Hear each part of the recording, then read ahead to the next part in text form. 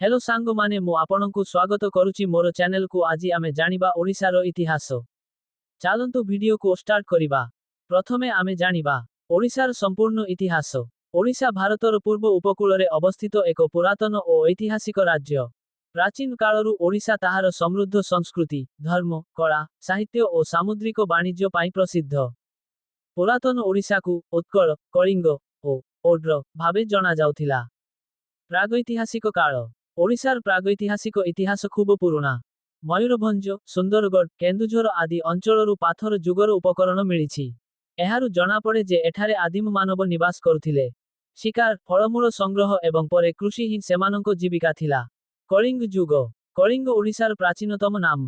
कलिंग एक शक्तिशाली राज्य थिला और सामुद्रिक वाणिज्य रे अग्रणी थिला। कलिंगर नौका बाली, जाभा, सुमात्रा पर्यंत जाउथिला। एही कारणरू ओडिशा को सामुद्रिक राज्य बोली कुहाजाए। कलिंग युद्ध 261 बी. पू. भारतीय इतिहासर एक गुरुत्वपूर्ण घटना हेउछि कलिंग युद्ध। एही युद्ध मौर्य सम्राट अशोक और कलिंग मध्यरे होइथिला। एही युद्धरे बहु लोक मृत्युबरण करिथिले। रक्तपात देखि अशोकंक हृदय परिवर्तन हेला एवं से बौद्ध धर्म ग्रहण कले। एही युद्ध विश्व इतिहासरे अहिंसार गुरुत्व को उजागर करे। मौर्य और पोस्ट मौर्य युग। मौर्य शासन परे ओडिशारे महामेघवाहन वंशर उदय हेला। एही वंशर सर्वश्रेष्ठ राजा थिले खारवेल। से एक वीर, प्रजाहितेशी और धर्मपरायण राजा थिले। हाथीगुंफा शिलालेख तांको शासन कालर महत्वपूर्ण प्रमाण। गुप्त और परवर्ती काल। गुप्त जुगरे ओडिशारे संस्कृति और कलार विकास हेला। हिंदू धर्म पुनरुत्थान हेला। मंदिर स्थापत्यर आरंभ एही समयरे होइथिला। सोमवंशी और गंग वंश। सोमवंशी और परे पूर्व गंग वंश ओडिशारे दीर्घ समय शासन कले। पूर्व गंग वंश समयरे ओडिशा संस्कृतिर स्वर्ण जुग थिला।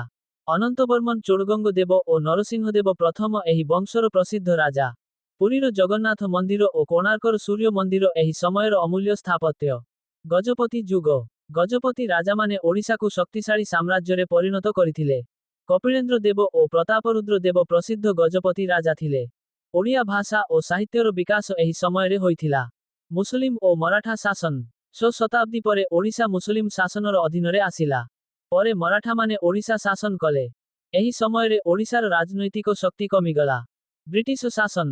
1803 मसीहारे ब्रिटिश माने ओडिशा दखल कले। ओडिया लोकमाने इंग्रेज शासन विरुद्धरे अनेक आंदोलन कले। बक्सी जगबंधु पाइक विद्रोहर नेतृत्व देले। ओडिशार गठन 1936। 1936 अप्रैल 1 तारिखरे ओडिया भाषा आधाररे ओडिशा एक स्वतंत्र राज्य भावे गठित हेला।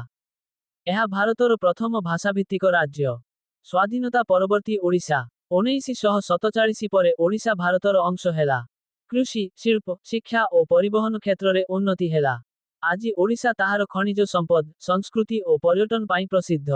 उपसंहार। ओडिशार इतिहास गर्व, संघर्ष और संस्कृतिर एक दीर्घ कहानी।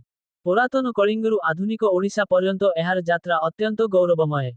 आजिरो वीडियो रे एतिकी आपण जदि करि नाहांती करि दियंतु कारण एही चैनल रे आपण एही परि साधारण ज्ञान वीडियो देखि पारिबे। धन्यवाद। जय हिंद।